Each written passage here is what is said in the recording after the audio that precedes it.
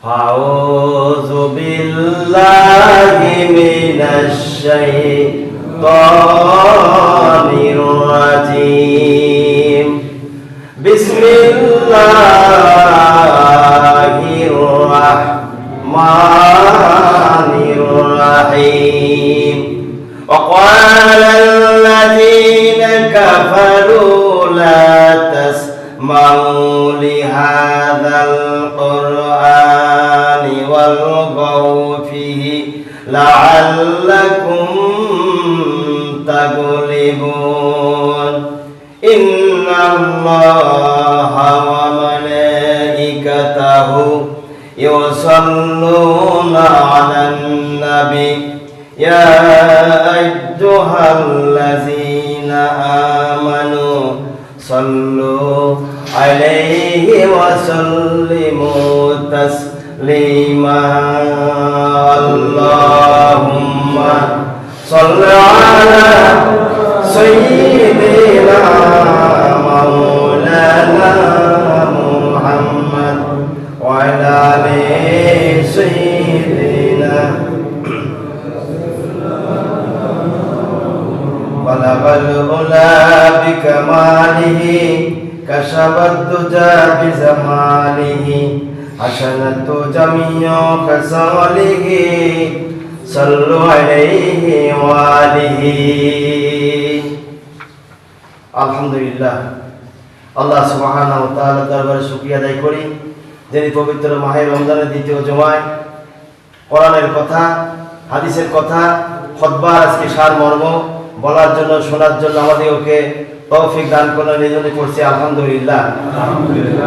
আজকের আয়াতে সূরা হামিম 25 নম্বর আয়াত, যে আয়াত মাক্কি জিন্দেগিতে অবতীর্ণ হলো।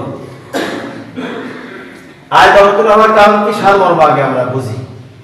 আয়াত অবতীর্ণ হওয়ার কারণ হলো এই, মক্কা মদিনায় যখন আল্লাহ রাসূল ইসলামকে প্রতিষ্ঠিত করার জন্য সংগ্রাম করলেন, দ্বীনের দাওয়াত দিলেন, তাওহীদের দাওয়াত দিলেন, রিসালাতের দাওয়াত দিলেন, এক শ্রেণীর কাফিরেরা ওরা বলল আমরা আমার বাপদাদার ধর্ম ত্যাগ করে, বাপদাদার ধর্মকে বাইছে আমরা ওই বলে বাদ দিয়ে আবার নতুন একটা আইন, যা এক আল্লাহ মানতে হবে, আবার এক কুরআন মানতে হবে, আর মুহাম্মদকে নবী হিসেবে মানতে হবে, এইটা আমরা গ্রহণ করতে কখনোই রাজি না।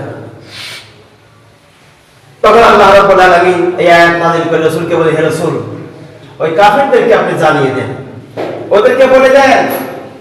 তখন আল্লাহ নবী ওদেরকে বলল যে তোমরা আমাকে নবী মানো, লাকাদ কানা লাকুম ফি রাসূলিল্লাহি উসওয়াতুন হাসানাহ। আমি আল্লাহ পাক রাসূল দিলাম, রাসূলের সঙ্গে উসওয়াতুন হাসানাহ, রাসূলের যে আদর্শ, যে আখলাক, সেই স্বভাব, সেই চরিত্র গঠন করার জন্য কোরআন নাযিল করলাম। এখন প্রশ্ন হলো এই, কোরআন যখন নাযিল করা হলো তখন কাফিররা শুরু করলো যে আমরা কোরআন তো মানবই না, কোরআনের কথা বলতে কি করে করা যায় এই ব্যবস্থা করতে হবে। ওরা তখন একে অপরের সাথে চোখ দিয়ে ইশারা করে তাকায় আর মিটমিট করে হাসে আর বলে, এবার ঠিক হয়েছে, কোরআনের কথা বন্ধ করার জন্য আমরা এবার সংগ্রাম করব। রাসূল বললেন, সংগ্রাম করবা, রেডি হও, তৈরি হও। এই মাস 17 মাহে রমজান, কথা কালের ভালো করে, 17 মাহে রমজান, এই রমজানে রাসূল বললেন তোমরা তাহলে রেডি হও, তৈরি হও। কোরআনের কথা যখন শুনবা না, বলতে দিবা না, তখন 17 রমজানে বদর প্রান্তে লড়াই করার জন্য রেডি হয়ে যাও, তৈরি হয়ে যাও। আর কাফিররা বলল কি, আবু জেহেল, উতবা, সাইবা, এরা সব ঐক্যবদ্ধ হলো। কাফিররা যারা কোরআন চায় না, কোরআনের আইন চায় না, আদর্শ চায় না, রাসূলের আদর্শ চায় না, ওরা ঐক্যবদ্ধ হলো। হয়ে ওরা বলছে আমাদের বাপ দাদার ধর্ম টিকিয়ে রাখবো, মুসলমানের আদর্শ আমরা পৃথিবী থেকে উৎখাত করে দেবো, আমরা এক নবীর আদর্শ মানতে রাজি না, আমরা লাত, মানাত, উজ্জা, 360টি মূর্তি এটা পূজা করবো আমরা।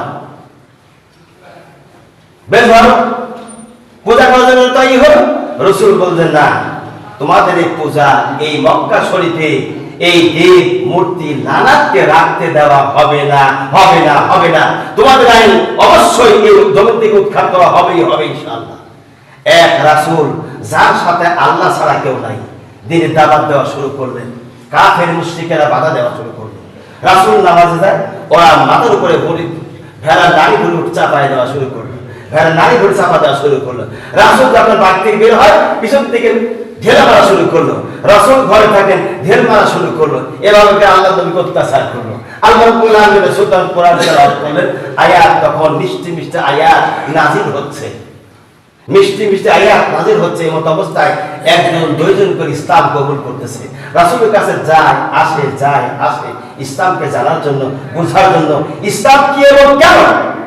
এই দুনিয়াতে আল্লাহ পাক শুধু আমাদেরকে পাঠিয়ে দিয়েছেন খামাখাই না, আল্লাহ খামাখাই পাঠাতে দেয়নি। আল্লাহ নিজেই বলেছেন যে আমি রব্বুল আলামিন ওয়া খালাকতুল জিন্না ওয়াল ইনসা ইল্লা লিয়াবুদুন, ওয়া খালাকতুল জিন্না, আমি আল্লাহ জিন সৃষ্টি করেছি, ওয়াল ইনসানা মানুষ সৃষ্টি করেছি, ইল্লা লিয়াবুদুন, একমাত্র আমার কোরআন, আমার দাসত্ব, আমার আদর্শ, আমার নবীর আখলাক গঠন করবে মানুষরা। এই জন্য আমি রব্বুল আলামিন রাসূল প্রেরণ করলাম, কোরআন নাযিল করলাম। রাসূল কোরআন তেলাওয়াত করতেছেন। এমন অবস্থায় কাফেররা কি বলল? ওয়াকালা আল্লাযীনা কাফারু, কাফেররা বলা শুরু করলো খবরদার তোমরা কোরআন শুনতে যেও না। কাফেররা বাধা দিল কি? আবু জেহেল উতবা সাহেব ওরা বলছে খবরদার কোরআন শুনতে যাবে না। কিছু মুসলমান কেবলই তারা ইসলাম কবুল করেছে, ওদের মধ্যে এখনো পুরা পূর্ণাঙ্গ ইসলামের জীবন ব্যবস্থা পুরাপুরি ভাবে ভিতরে প্রবেশ করি নাই। সেই জন্য আল্লাহ অন্যায় বলছেন ইয়া আইয়ুহাল্লাযীনা আমানু, ও হে যারা ঈমান এনেছো, ওয়া আমিনু, ঈমান আনলে ভালো করে ঈমান আনো। এই পরে আল্লাহ পাক জানিয়ে দিলেন।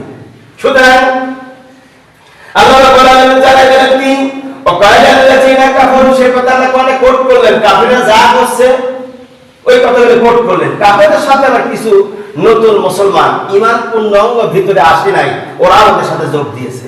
যোগ দিয়ে বলছে ঠিক আছে আমরাও তাই চাই, এই কোরআনের আদর্শ জমিনে প্রতিষ্ঠিত হোক, এটা আমরা করতে দেব না। আমার বাপ দাদারা লাত মানাত উজ্জা এদের পূজা করেছে, আর আমরা নবীজির আদর্শ মানবো, কোরআন মানবো, এক আল্লাহ বিশ্বাস করবো না, তা হতে পারে না। এটা ইজ নগর, চর্চা বলতে কিছু নাই। আমরা অবশ্যই এটা মানতে রাজি নাই। ওরা বলে দেয় ইজ নগর, চর্চা বলতে কিচ্ছু নাই। আল্লাহ রাসূল বললেন তাহলে শোনো, ওয়াকালা আল্লাযীনা কাফারু, তোমরা যে কোরআনে কারীম শোনার জন্য, সংগ্রাম করার জন্য, লড়াই করতেছো বন্ধ করার জন্য, শুনে রেখে দাও। ওয়াকালা আল্লাযীনা কাফারু, কাফেররা বলল খবরদার কোরআন শুনতে যাবে না, কোরআন ধারে কাজ যাবে না। লা তাসমাউ, ওটা শ্রবণ করবে না। কাফেররা বলতেছে লা তাসমাউ, তোমরা খবরদার এই কোরআন শুনতে যাও না। বিহাদাল কোরআন আল্লাহ বলেন সে কথা কোরআনে কারিমে কোট করে সূরা হামিমের 25 নম্বর আয়াত। কোরআন থেকে কথা বলবো, খুতবার মধ্যে যা আছে আর কঠিন কথা, ভয়ঙ্কর কথা মনে করে কোরআন দিয়ে মনে কঠিন মনে অনেক কথা আছে না। কোরআন আছে এটা খুতবার কথা, কঠিন কথা, ভয়ঙ্কর কথা। আমি পূর্বের করে চাইতে বলছি কোরআনে শুধুমাত্র আল্লাহ পাক অর্থ সহকারে স্বাভাবিকভাবে আল্লাহ পাক যা নাযিল করেছেন আর ব্যাখ্যা করেছেন জনাবি মুহাম্মদ রাসূলুল্লাহ সাল্লাল্লাহু আলাইহি ওয়াসাল্লাম, তিনি ব্যাখ্যা করেছেন। যে নবী ব্যাখ্যা করলেন না জানি কত বড় ব্যাখ্যার অর্থ হবে। সেই জন্য কাফেররা যে কথা বলেছেন আল্লাহ রাসূল বললেন, ও কাফের মুশরিকেরা তোমরা যে বলতেছো ওয়াকালা আল্লাযীনা কাফারু, কাফেররা জানাই দিল লা তাসমাউ, শ্রবণ করো না, শোনো না, লিহাজাল কোরআন, ওদের কোরআন শুনলে না সেখানে যাবে না। তাহলে কোরআন যদি না শোনা যায় না যাওয়াতে তাহলে কি করবো আমরা? ওরা বললো ওয়াল কাফি, তোমরা খবরটা শুনতে যাও না, বরং গন্ডগোল করবা। ওয়াল কাফি, তোমরা গন্ডগোল করবা, মারামারি করার মতো হয়ে পড়ে। তারপর শুনতে যাবো না, যদি কোরআন ওরা আইন প্রশ্ন করতে চায় মারামারি করবা। লাআল্লাকুম তাগলিবুন, তাহলে তোমরা বিজয়ী হতে পারবা। কারা বললো? কাফেররা। বলি কারা বললো? কাফেরের সঙ্গে কিছু মুনাফিক মুসলমান ছিল, ওরা একই কথা বলে এক প্ল্যাটফর্মে দাঁড়িয়ে বক্তব্য একই কথা বলতে লাগলো যে ওয়াকালা আল্লাযীনা কাফারু লা তাসমাউ লিহাযাল কুরআন ওয়ালগাউ ফীহি লাআল্লাকুম তাগলিবুন। ওরা বললো খবরদার কোরআন শুনতে যাবে না। ওরা কারা? কাফেররা বললো কোরআন শুনতে যাবে না, ওরা যা বলে তা শুনিও না, বরং গন্ডগোল করে বাধা দাও। যদি বাধা দিয়ে গন্ডগোল করতে পারো তাহলে লাআল্লাকুম তাগলিবুন, তোমরা বিজয় হতে পারবে। এই কথা কাফেররা ওদের শিখায় দিল। আর মুনাফিক কিছু মুসলমানরা হাত করে হাসলো, এই কথাটা ওরা গ্রহণ করলো। ওই মূর্খগুলো বুঝতো না, জানতো না আইয়ামে জাহেলিয়াতের যুগ কারে বলা হয়, এটা বোঝা লাগবে আগে। তাদেরকেই বলা হয় যারা কোরআনের আইন চাইনি, কোরআন প্রতিষ্ঠা করতে চাইনি, দিন তার আন্দোলন শরীক হয়ে ওদেরকে বলা আইয়ামে জাহেলিয়াতের যুগ। মুসলমান হবেন না, খালি মুসলমান কিছু আকীদা সুন্দর শিখবেন, মানুষের কথা কান দিবেন না।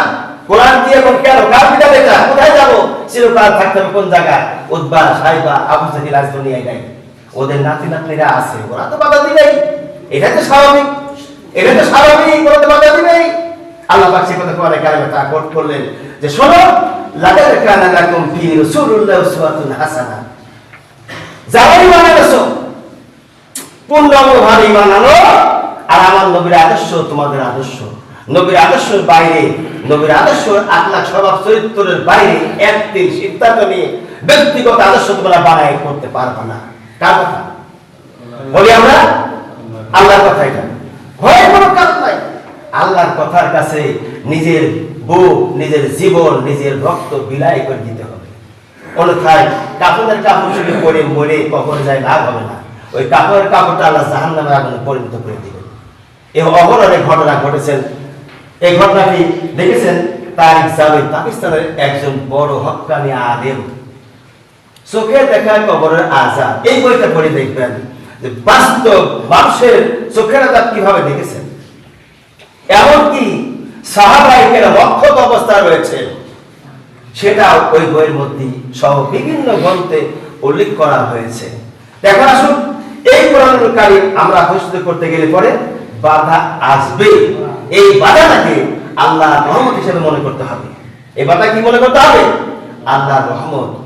এই যে আপনি ইরানের প্রেসিডেন্ট ছিল রেজা শাহ পাহলাভি। এই রেজা শাহ পাহলাভি ও হলো কোরআন মানত না, কোরআন বিরোধিতা করত।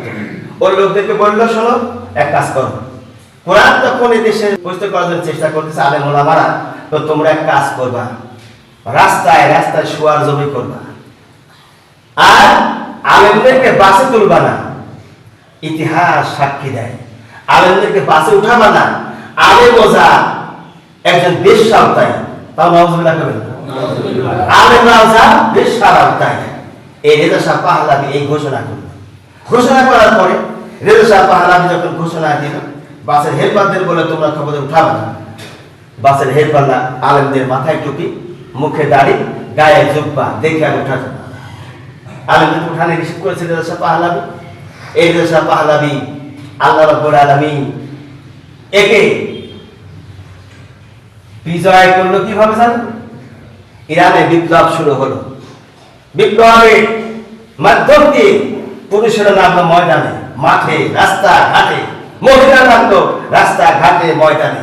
নামার পরে রেজা শাহ পাহলাভিকে বাড়ি থেকে পালাতে বাধ্য করলো। পালিয়ে কোথায় যাবে? এই দেশ থেকে। হ্যাঁ, হাসিনার মতো। আপনারা তো বিষয়টা আমার আগেই বলে ফেললেন, আমার আগে আপনারা বলে ফেললেন। এই রেজা শাহ পাহলাভিকে যখন ধরার পরে দেশ ছেড়ে চলে গেল পানামায়, জায়গা দিল না, আমেরিকায় জায়গা দিল না, কায়রোর একটা হোটেলে জিল্লুতের সাথে নিজের জীবনটা বিদায় হয়ে আল্লাহ জাহান্নামে কাটা পৌঁছায় দিয়েছেন। এই জায়গা আল্লাহ দুনিয়ায় ভালো জায়গা নেই। অতএব কোরআনের বিপক্ষে যদি কোনো ব্যক্তি বলে কথা, সঙ্গে সঙ্গে প্রোটেস্ট করবেন। এই দেখো খালে বাচ্চা, আপনাদের রক্ত উত্তরসূরি, খবরদার কোরআনের বিরুদ্ধে কোনো কথা বলবি না। সাথে সাথ জবাব দেবো আমরা, পারবো না ইনশাআল্লাহ। সাথে সাথ জবাব দিতে হবে। যদি মনে করেন জবাবে চুপ থাকবো, তাহলে বলবেন আপনি কাপুরুষ, আপনার মধ্যে ঈমান নাই, ঈমান নাই, ঈমান নাই। আল্লাহ যে কথা বলেছে আল্লাহ আমানু ওরে যদি বলে যাবে ও আমিনু, ঈমান আনলে ভালো করে আনো। আরে মাওলানা কোনো মানুষের কোনোদিন অকল্যাণ চায় না, কোনোদিনও না। আমি জয় করা করতে পারি, কোনো আলেম চাই না। যারা হক্কানি আলেম, হক্কানি পীর মাশায়েখ, এরা কোনোদিন আল্লাহর কসম কোনো মানুষের অকল্যাণ চায় না, কল্যাণ বয়ে আনতে চায়। এই কোরআনের কথা যখন মানুষের কানে পৌঁছাবে, সমাজ পরিবর্তন হবে, এলাকা পরিবর্তন হবে। একদিন নয়, 2 দিন নয়, 3 দিন নয়, 10 দিনের মধ্যে একদিন আল্লাহকে পরিবর্তন করাবেন। কেননা আল্লাহ বলছেন, হে নবী, আপনাকে পাঠানো হয়েছে শুধুমাত্র নবী হিসাবে। আপনাকে চাবুক মারার জন্য পুলিশ, বিডিআর, আর্মি রেড করে আপনাকে পাঠা দেয়নি। আমি পাঠাইছি আপনাকে একমাত্র দিন প্রচার, আপনার দায়িত্ব হেদায়েত করব আমি। কে বলছেন? আল্লাহ বলছেন। এখন আপনি কি মনে করছেন আপনি হেদায়েত দিবেন? ওয়াজ করে হেদায়েত আসে নাকি? মানে যদি ওয়াজ করে হেদায়েত হয় তো লোকে মনে রাখবেন কথাটা, ওয়াজ করে যদি লোকে হেদায়েত হয় তো মাইকের অপরাধ ও সর্বপ্রথমে এই দেশের আল্লাহর ওলি গাউসে আজমের বড় ওলি হইতো। কথা বলেন ওয়াজ করে হেদায়েত হয়, হেদায়েতের মালিক আল্লাহ আল্লাহ। এরাই হলো গা ভালো কাজগুলো সমাজে করতে দিতে চায় না। সমাজের কিছু ভালো কাজ এগুলো করলে ওদের গাও চলে। সমাজের ওরা চায় উচ্ছৃঙ্খল, দ্বন্দ্ব, মারামারি, ফেতনা, ঝগড়া, ঝামেলা, ওরা এগুলো চায়। সমাজের ভালো কাজ চায় না। কারণ কোরআনের কথা হলেই তো সমাজে ভালো কথা বলবে, আর সমাজের ভালো কথা হলেই তো লোকেরা ভালো পথে চলবে, আর ভালো কথা চলবে তো সমাজটা শয়তানের কবরে পড়বে না। শয়তানের কবরে পড়তে হলে কি করতে হবে? এই কোরআনের বিরুদ্ধে কথা বলতে হবে। আর আজকে সমাজে কিছু মূর্খ মানুষ আছে, এরা না বুঝে না শুনে উল্টে পাল্টা কথাবার্তা বলে। আহারে, এমন একদিন আসবে, এই কথা মনে রাখবেন ইনশাআল্লাহ, এমন একদিন আসবে, এই শুধু চর ঘর নয়, প্রত্যেকটা জায়গায় কোরআন দিয়ে সমাজ থেকে রাষ্ট্র পর্যন্ত আল্লাহর দ্বীনের কথা হবে, আল্লাহর কোরআনের অনুযায়ী বিচার হবে, আল্লাহর কোরআনের ফয়সালা হবে। চুরি করলে হাত কেটে দিবে, জেনা করলে দোড়া মারতে হবে। প্রত্যেকটা জিনিস কোরআনের ফয়সালা আসবে, কোন লুকোচুরি এখানে চলবে না ইনশাআল্লাহ। সেদিন বেশি দেরি নেই, অল্প দিন। সেদিন বেশি দেরি নেই, অল্প দিন। সেদিন বেশি দেরি নেই, অল্প দিনের মধ্যে এটা কায়েম হবে ইনশাআল্লাহ, হবেই হবে ইনশাআল্লাহ। আমি বিগত একদিন ওয়াজ করেছিলাম, সম্ভবত 9 মাস আগে একটা ওয়াজ করেছিলাম। সেই ওয়াজে বলেছিলাম জামাত ইসলাম ক্ষমতায় আগামীতে আসবে না। এখানে বসেই বলেছিলাম আসলে বিএনপি আসবে। কেন? ব্যাখ্যা আমি আর যাবো না আজকে। এই কথা বলেছেন, ব্যাখ্যা সেখানে আছে, যদি মনে চায় দেখে নেবে তারা। তো এই কথা বলার উদ্দেশ্য আছে। দেখেন আমার এই কথাটা আজকে এইখানে বসে যা বলেছিলাম নেটের দিশারিছি, ওইটা আজকে হুবহু মিলে গেছে। বিশ্বাস না হয় দেখে নেবেন। মিথ্যা কথা বলি না, এখানে বসে বলি না। কিছু ইশারা ইঙ্গিত আল্লাহ এই অধমকে জানায় দেয়, যেভাবে জানায় দেয়। এমনি এমনি বলি না কথা, এই কথা তো আল্লাহ বলেছেন, আমি বলি নাই। আল্লাহর কথা আমাদের মাধ্যমে বলা হয়, তাই আর কিছু না। সুতরাং আল্লাহ রাব্বুল আলামিন জানা দিলেন, তাই বান্দারে শোনো, আমার কোরআন আমার জমিনে কায়েম হবে, প্রতিষ্ঠিত হবে, আমার দিন জমিনে চলবে। আমি আল্লাহ রাব্বুল আলামিন এর মধ্যে দিয়ে রোজা তোমাদের জন্য ফরজ করেছি। যেই রোজা একটি মাত্র রোজা তোমরা রাখবা, মনে করো রোজা শুধু রেখেছি না, রোজা রাখবা তোমরা, আর আমি আল্লাহ রোজার যত সওয়াব আমার কুদরতি ক্ষমতা দান করে দেব। সুবহানাল্লাহ। রোজার যত সওয়াব কে দেবেন? আল্লাহ। শুধু তাই নয়, একটি নফল নামাজ যদি কোনো ব্যক্তি এক ওয়াক্ত নফল নামাজ পড়ে, 7 রাকাত নফল নামাজের সব আল্লাহ পাক আমলনামা দিয়ে দিবেন। যদি কোনো ব্যক্তি এই মাসে 1 রাকাত কাজা ফরজ পড়তে পারে, অন্য মাসে 70 রাকাত কাজা ফরজের সব আল্লাহ দিবেন। তাও সুবহানাল্লাহ বলবেন না? সুবহানাল্লাহ। এই কথাগুলি মা বোনদেরকে আপনি বলবেন না, যদি বলেন নাক মুখ থাকবে না কিন্তু। কেন? যারা শুনবে তারা তো শোনাই বন্ধ হয়ে গেল। এইগুলো কথা বলতে হবে, অবশ্যই বলতে হবে। আপনারা তো আমল করেন না বেশি, আমি জানি। মা বোনরা সবচেয়ে বেশি আমল করে, কথা বলে কেন?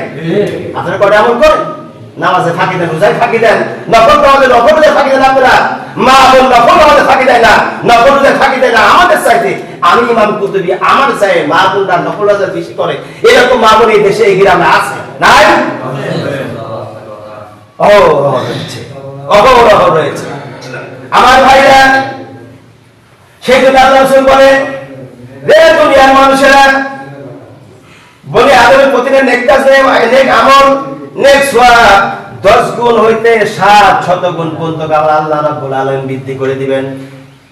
কত গুণ? এবার কথা বলি, ওই কথা কেন? এরা আসেন বক্তব্য দেন, কথা বলে এর বক্তব্য দিবেন না, চুপ করে কথা শুনবেন। একটা প্রত্যেকটা রেল সিস্টেম আছে, একটা নতুন নিয়ম না। আমি কেবল জানি পড়াচ্ছে, কিছু বুঝিনি তা না, কিন্তু কথা বলে হিসাব করে কথা বলে। হেনে আসেন কথা বলে, দেখি আপনি কি কথা জানেন, আমি শুনবো। ভাইরা আমার, তাহলে আল্লাহ নবী কি বললেন? হে দুনিয়ার মানুষেরা শোনো, বনি আদম বনি গোষ্ঠীর লোকেরা যদি একটা নেক কাজ করে, 10 গুণ নয় 700 গুণ সওয়াব বান্দার আমলনামা আমার আল্লাহ রাব্বুল আলামিন দিয়ে দিবেন। সুবহানাল্লাহ। কত গুণ? 700 গুণ। 700 গুণ। একটা আমল করবেন, 700 গুণ সওয়াব দিবেন। এই খুতবা, এই যে 159 নম্বর পৃষ্ঠার মধ্যে দেখে দিবেন। এই খুতবাটা আমার ব্যক্তিগত খুতবা। এই খুতবা লিখেছেন কে জানেন? আল্লামা আশরাফ আলী থানভী রাহমাতুল্লাহ আলাইহি। ভারতবর্ষের মুহাক্কিক আলেম যিনি ছিলেন, যিনি কোন ব্যক্তি যদি লাঠি বের করে তার সামনে যেতেন, উনি বমি করতে অস্থির হয়ে যেতেন। আল্লাহু আকবার। এত বড় আল্লাহর ওলি উনি ছিলেন।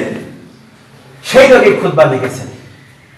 আর আমাদের দেশের খুতবা আছে, রুহানি খুতবা আছে, বাংলাদেশ থেকে লেখা। আমার এই খুতবাটা সবচেয়ে প্রিয় মনে হয়। আমি খুতবাটা ব্যবহার করি কমপক্ষে 42 বছর, কমপক্ষে প্রায় 42 বছরই হবে।